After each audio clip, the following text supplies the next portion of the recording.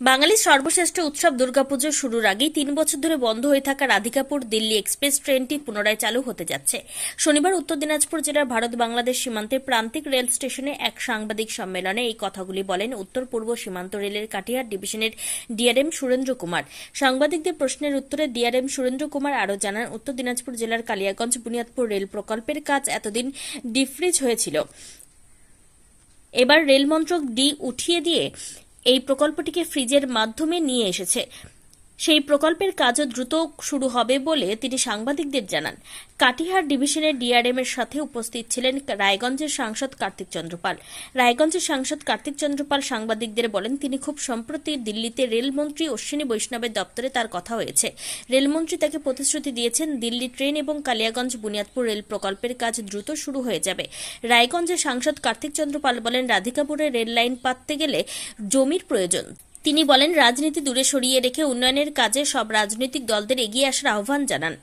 কেন্দ্রীয় রেল মন্ত্রক উত্তর দিনাজপুর জেলার রেলের সার্বিক উন্নয়নে সবসময় প্রস্তুত। কাটিহার ডিভিশনের ডিআরএম এবং রায়গঞ্জের সংসদের সঙ্গে রাধিকাপুর স্টেশন পরিদর্শনে উপস্থিত ছিলেন উত্তর পূর্ব সীমান্ত রেলের প্রিন্সিপাল মেকানিক্যাল ইঞ্জিনিয়ার অজয় নন্দন সহ বেশ কয়েক রেলের অনেকগুলো বিষয় নিয়ে আলোচনা আছে। আমাদের মালেগাঁও থেকে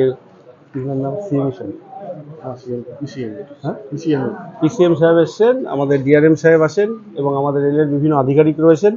এখানে আমাদের লক্ষ্য একটাই, আমাদের রেলকে আপগ্রেডেশন নিয়ে যায়। আমাদের মাননীয় রেলমন্ত্রী যেভাবে কাজ করে চলেছে এবং তিনি আমাদের দিকেও পুরো সহানুভূতির সাথে দেখছেন যে আমাদের এই রায়গঞ্জ লোকসভাকে কতটা রেলের ক্ষেত্রে এগিয়ে নিয়ে যাওয়া যায়। আমাদের দীর্ঘদিনের দাবি রাধিকাপুর দিল্লি তেল, যেটা আবার ডাইরেক্ট হচ্ছে, খুব শীঘ্রই চালু হবে। মাননীয় রেলমন্ত্রী আমাদের বলেছেন এবং তার সাথে আমাদের দীর্ঘদিনের দাবি কালিয়াগঞ্জ বুনিয়াদপুর রেলপথ, সেটারও আপনারা দেখেছেন যে ভোটের আগে একটা অ্যানাউন্সমেন্ট হয়েছে, সেটা প্রজেক্টটা ফ্রিজ হয়েছিল, ডিপ ফ্রিজ হয়েছে এবং খুব তাড়াতাড়ি সেটারও কাজ শুরু হবে। এবং আমরা চাইবো রাজনীতির ঊর্ধ্বে ওঠে যে সরকারই থাকুক, যে প্রশাসনই থাকুক, সাধারণ মানুষের স্বার্থে সবাই মিলে যেন আমরা সহযোগিতা করি। কারণ রেলের জন্য দরকার জমি। আমরা যারা এখানে রাজ্য সরকারের বিভিন্ন প্রতিনিধি আছে, আমি তাদেরকেও অ্যাপিল করব, আসুন সবাই মিলে রাজনীতির ঊর্ধ্বে উঠে আমরা আমাদের এই কাজটাকে, বিশেষ করে আমাদের স্বপ্নের প্রকল্প কালিয়াগঞ্জ বুনিয়াদপুর রেলপথ, তার সাথে আমাদের কিছু রাধিকাপুরের ল্যান্ড অ্যাকুইজিশন রয়েছে বা অন্যান্য অ্যাকুইজিশন রয়েছে, যেটা সম্পূর্ণ স্টেটের হাতে, তারা যেন পূর্ণাঙ্গ সহযোগিতা করে। আমাদের কেন্দ্র সরকার রায়গঞ্জ লোকসভার জন্য বড় মনোভাব নিয়ে এগিয়ে এসছে এবং রেলের যে কোনো দরকার বা যে কোনো প্রয়োজনে তারা সব রকম সাহায্য করবে এবং ট্রেন থেকে শুরু করে রেল স্টেশনের আপগ্রেডেশন থেকে শুরু করে কেন্দ্র সরকার সবভাবে সহযোগিতা করে। মালেগা থেকে সাহেব এসছেন, উনিও দেখছেন রেলের একটা নির্দিষ্ট প্রোটোকল রয়েছে, একটা সিস্টেম রয়েছে, সেটা কমপ্লিটলি টেকনিক্যাল পার্ট। কারণ একটা লাইন হবে, তার জন্য জমি যেটা দরকার সেটা আমরা ইন্সপেকশন করে নিচ্ছেন। আগামী দিনে হয়তো আমাদের সেই কাজটাও খুব তাড়াতাড়ি হবে। আর এখানেও আমাদের যেটা দরকার সেটা হচ্ছে রেলওয়ে ট্র্যাক বাড়বে, কিন্তু জমি একটু সমস্যা। আমি আবারও বলছি যে আপনাদের মাধ্যমে যে রাজনীতির ঊর্ধ্বে আসুন, সবাই মিলে আমাদের জেলাকে রেলের ক্ষেত্রে আমরা ভারতবর্ষের মানচিত্রে এগিয়ে নিয়ে যাই।